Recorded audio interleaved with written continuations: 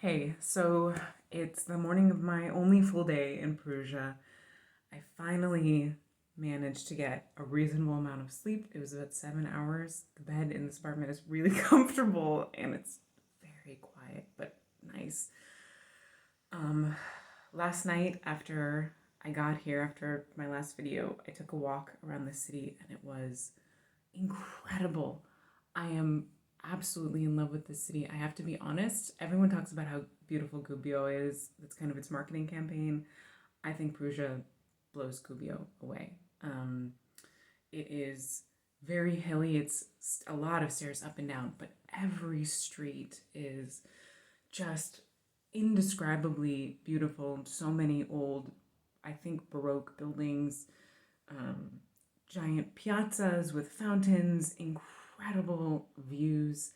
Um, and it's a much bigger city than any of the cities I've been in before, although everyone says, oh, Perugia is small, which having just spent, a week in Gubbio and Montepone, which are tiny, it seems very exciting and cosmopolitan to me right now. There were people walking around in fashionable clothes and a street with a lot of, you know, stores open at night and it was it was very, and it's spectacular. And I happened to walk into a park with a view of the hills with twinkling lights on the countryside just at sunset, and there was someone playing saxophone in the background and the echoes were bouncing off of the sides of the stone buildings, and it was incredible.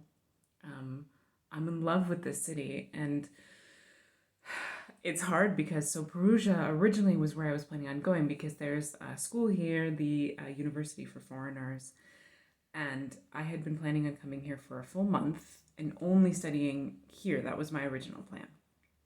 But when I started doing some research during COVID, the class, it seems like it's not so great. There's not that many social activities. The classes are much larger, but they feel very impersonal. And as someone who'd be going here alone, it seemed like it wouldn't be the right choice for me. Plus, they recently had a scandal where, oh, this is a great story. One of the, so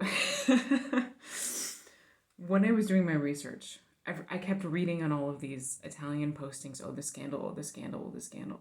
And I was like, what scandal? So I find some articles. I dive down this rabbit hole in Italian newspapers, and I discover that I think in September of 2020 there was a soccer player, professional soccer player, who had come to Italy and was getting a citizenship in order to be able to play for the Italian soccer team. And in order to get citizenship in Italy, you have to test for a certain competency in Italian.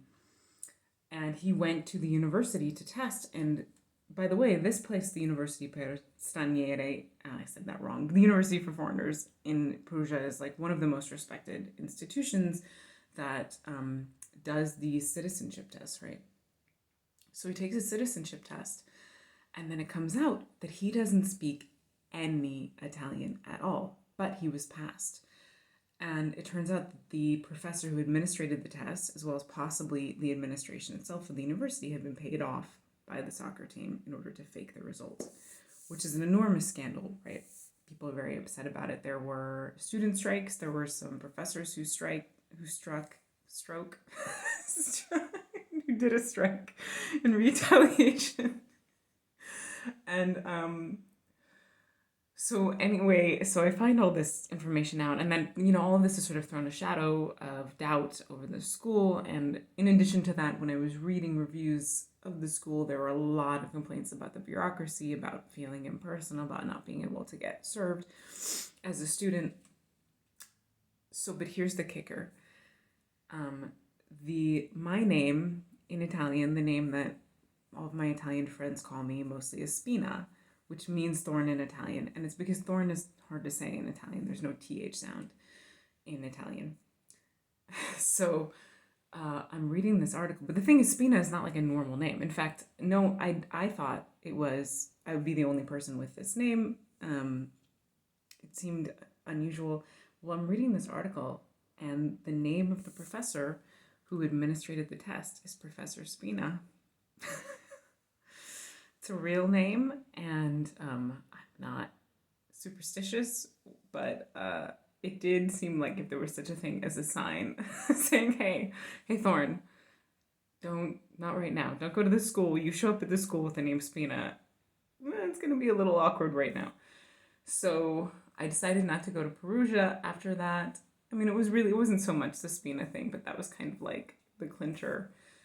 And I did a lot of research and I found two schools that looked fantastic, that just had incredible reviews, tons of social activities too, as well as great scholastics and in beautiful areas.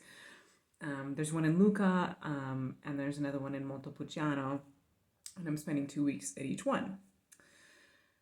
So, which I think is a good plan, although I've never been to Lucca or Montepulciano before, so hopefully I like them. But I have to say, after having been to Perugia, there's a part of me that is regretting maybe the choice a little bit, because the city is incredible. But who knows? Maybe someday in the future, I'll come back, or maybe I'll be able to fit a little more time here in later on in my trip, although currently that doesn't really work.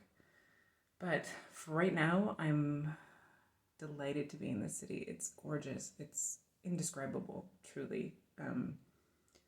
And I have a full day to wander around here, and then dinner tonight, and then tomorrow, finally, after all of this preamble, I go to Lucca, and on Monday I start classes. So we'll see how this goes. I'm excited about today. I think it's going to be amazing and spectacular, and I can't wait to discover more of the city. All right, till next time.